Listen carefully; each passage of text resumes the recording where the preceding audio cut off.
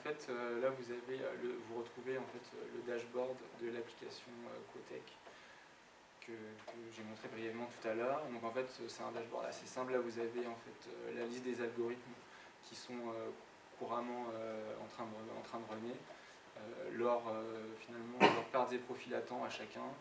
Là, vous avez des statistiques sur vos trades, le win-loss journalier, semaine, mois, profit factor, max drawdown, pareil, jour, semaine, mois. Vous avez en fait votre historique de trade qui est en bas là. Voilà. Et nous, en fait, là, ce qu'on va voir, c'est plutôt au niveau du code editor. Donc, j'ai préparé, en fait, déjà.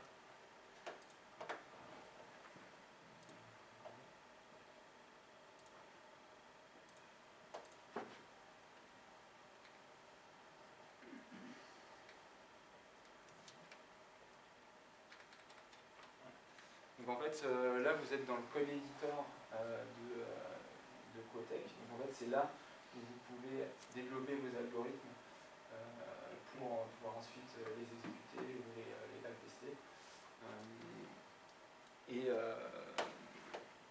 Donc là, l'idée, c'est d'utiliser en fait le client eToro intégré à Quotech pour pouvoir finalement faire un pick-up des utilisateurs qui nous intéressent et éventuellement en fait, les copier. Le gros avantage en fait d'avoir une approche algo trading en faisant du copy trading, c'est que par rapport à la solution bête et méchant d'eToro où vous allez cliquer sur copier cet utilisateur, là avec ça en fait vous pouvez éventuellement en fait, corréler avec vos autres indicateurs, vos autres signaux de trading, corréler les positions prises et dire ok, là il a fait ça, moi je pense pareil, en fait mes autres indicateurs pensent que pensent la même chose, me disent la même chose, et donc du coup c'est potentiellement une bonne, finalement ça peut vous faire un validateur supplémentaire par rapport à vos indicateurs existants. Donc en fait, on va utiliser le client eToro, donc on va retourner dans un premier temps, là en fait on a déclaré un objet eToro qui va s'occuper de faire client, et là en fait on va utiliser la méthode ranking qui va retourner en fait sur la dernière année le classement des gens qui ont le plus de gains avec un profil de risque bas en fait. Ça veut dire low, et ici en fait en gain, c'est-à-dire on fait un classement, un sorting sur les utilisateurs qui ont fait le plus de gains, donc sur l'année, sur 360 jours. Et donc en fait cette fonction là, quand on va l'exécuter, donc elle va nous donner déjà un premier filtrage en fait des utilisateurs qui ont un profil de risque bas et voilà où ils sont rankés en fait sur leur profil sur les 360 derniers jours. Par contre, juste un petit truc, en fait, juste avant la presse, j'ai découvert un petit bug en fait, dans le client eToro. En fait, il ne me pagine pas, il me renvoie que 10 résultats, enfin que les 10 premiers, mais à la limite, pour l'exemple, ça ne devrait pas être trop embêtant. Donc en fait, cet algorithme-là, c'est user pick ici, c'est cet algorithme-là, donc en fait on va l'activer en cliquant ici. Et ensuite, on va relancer le robot, pour qu'il s'exécute.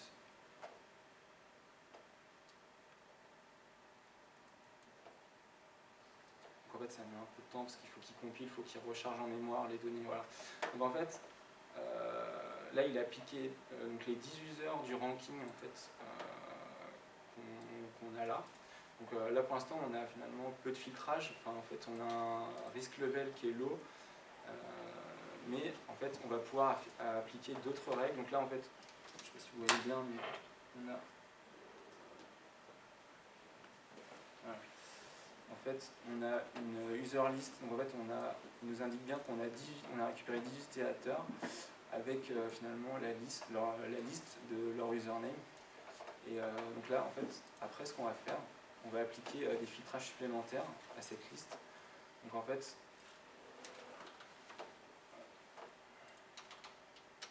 là, en fait, on va lui dire, dans cette liste, tu vas me filtrer, tu vas m'enlever en fait tous ceux qui ont un max drawdown annuel supérieur de 20%. Donc on va sauvegarder. On va relancer le robot, parce que à chaque modification de l'algorithme, il faut qu'il recompile, et donc il faut relancer le robot.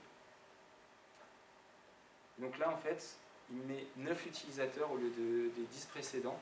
En fait, ça paraît assez logique parce que comme on avait déterminé un profil de risque low, c'est normal qu'il en filtre que 1, parce que finalement, les profils de risque low risquent pas de facto d'avoir un max drawdown trop important. Donc voilà, on a effectué un premier filtrage sur la liste, sur notre liste d'utilisateurs. On va en effectuer un second qui lui va faire en fait un filtrage sur les gains d'utilisateurs. Donc en fait, il va filtrer de la liste tous les utilisateurs qui ont un gain, qui ont un profit annuel inférieur à 20%.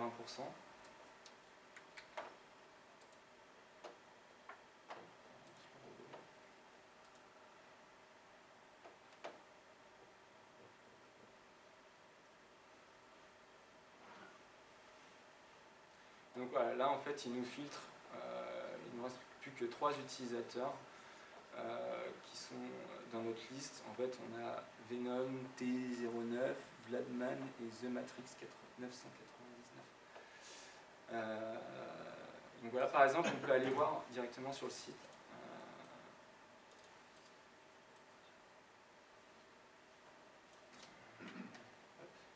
Par exemple, on peut aller voir le profil de notre utilisateur.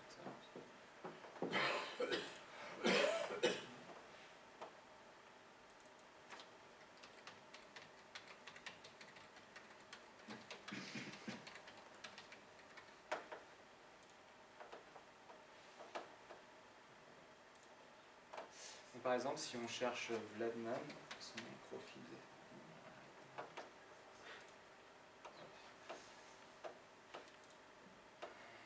Donc lui, dans ses stats, voilà. Par contre, il a 18% de return, c'est assez bizarre parce que je l'avais filtré avant. En fait, il a voilà, un max drawdown journalier de 4,6, ce qui est plutôt pas mal, un drawdown annuel de 10, ce qui est très bon, je pense. Il a un ratio de win-loss sur ses trades de 80%, donc c'est très correct. Il trade principalement sur du stock, enfin sur du equity, et voilà. Donc après, une fois qu'on a cette liste d'utilisateurs, l'idée ça va être de regarder les positions qu'ils prennent.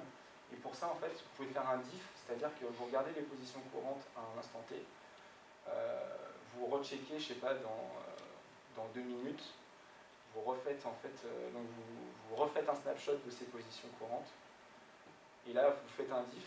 Si en fait vous voyez qu'il y a des positions qui ont été rajoutées, ou qui ont changé, ou qui sont parties, vous pouvez en faire des déductions et prendre des décisions de trading à partir de ces informations-là. En fait, pour fetcher les positions d'un utilisateur, il y a un API call dans la documentation du client eToro Cotech qui s'appelle position.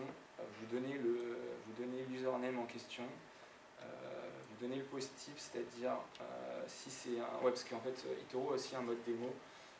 Du coup, si c'est une position réelle ou une position démo, et là vous donnez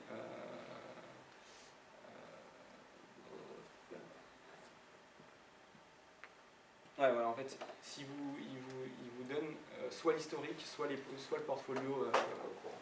Voilà.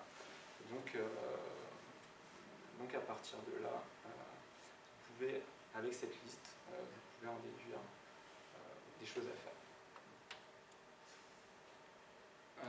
Donc voilà, bah, c'était à peu près tout pour ma démo. Est-ce que vous avez des questions? Après, avec Cotec, on peut passer des ordres directement? Oui, en fait, pour l'instant, la solution est compatible avec 3 brokers, IG Market, FXCM et nos petits amis de chez Moneypoche.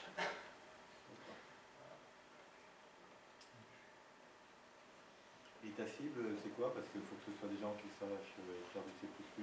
Ouais, en fait, comme j'en discutais, ce serait ma cible, c'est des traders qui ont déjà une expérience significative en programmation. En fait, programmation C++, même pas forcément, parce que au final, les langages, il y a beaucoup de spécificités C++, mais si vous prenez finalement le corps, ça ressemble à n'importe quel autre langage. C'est pour ça que je ne pense pas que ce soit vraiment un frein absolu. Oui. Il n'y a pas de modèle économique derrière? Si, en fait, l'idée c'est de proposer un abonnement mensuel. En fait, il y a une grille de pricing qui a été faite, mais c'est juste vraiment à titre indicatif. Par exemple, il était possible de télécharger l'application en local?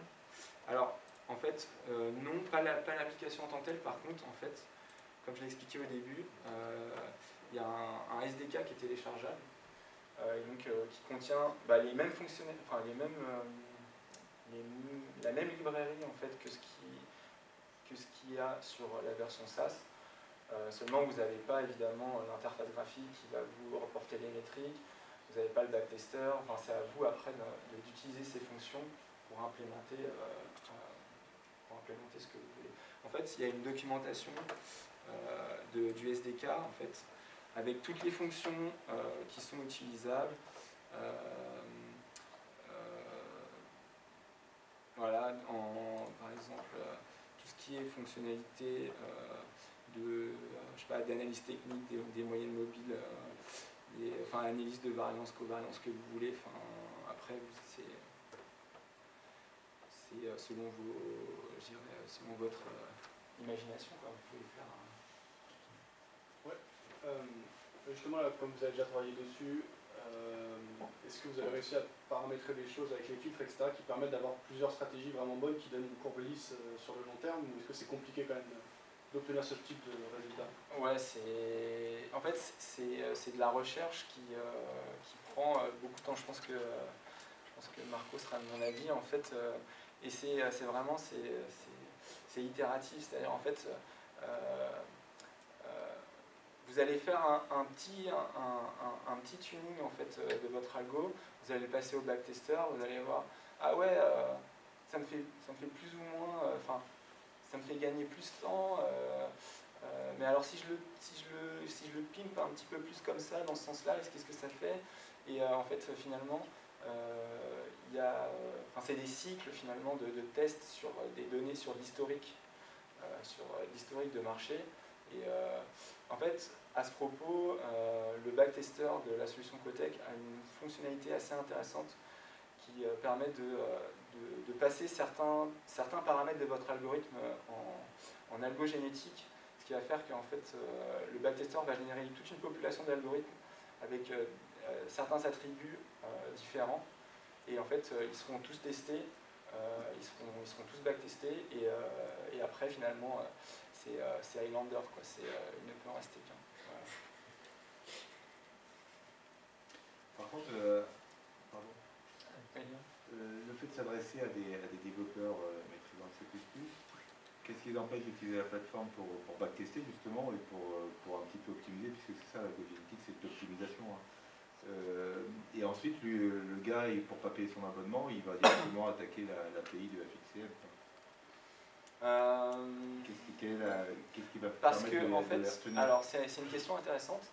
Et en fait, comme je l'avais expliqué au début, c'est que on propose pas que le software. En fait, on a aussi l'environnement, le running environment avec finalement un serveur qui est dispo 24/7 avec des SLA en fait sur le serveur. En fait, vous avez la certitude, si votre programme n'est pas buggé, si votre algo n'est pas buggé, vous avez la quasi-certitude qu'il sera running, que vos algos seront running à n'importe quel moment. En fait, si par exemple vous opérez sur, je sais pas, par exemple les marchés asiatiques, vos algos opèrent sur les marchés asiatiques, vous n'avez pas forcément envie d'être debout de 2 à 8 heures du matin pour savoir si votre algo a tourné ou pas. Voilà. Donc ça veut dire que ton infra derrière, c'est pas un serveur, c'est plusieurs serveurs, voire même sur plusieurs sites géographiques différents. En fait, ouais, tout à fait. En fait, on utilise les principes du cloud avec avec ses avantages et ses inconvénients. Ces avantages, la très forte résilience. Vous pouvez déployer des cinquantaines, des centaines d'instances identiques sur le cloud et s'il y en a une qui pète, c'est pas grave, ça se verra pas. Avec aussi des drawbacks, par exemple la connectivité réseau qui est notamment, je pense pour l'exécution, qui est moins bonne que si vous aviez vos propres serveurs dédiés en data, vos propres serveurs à vous, avec votre propre connectivité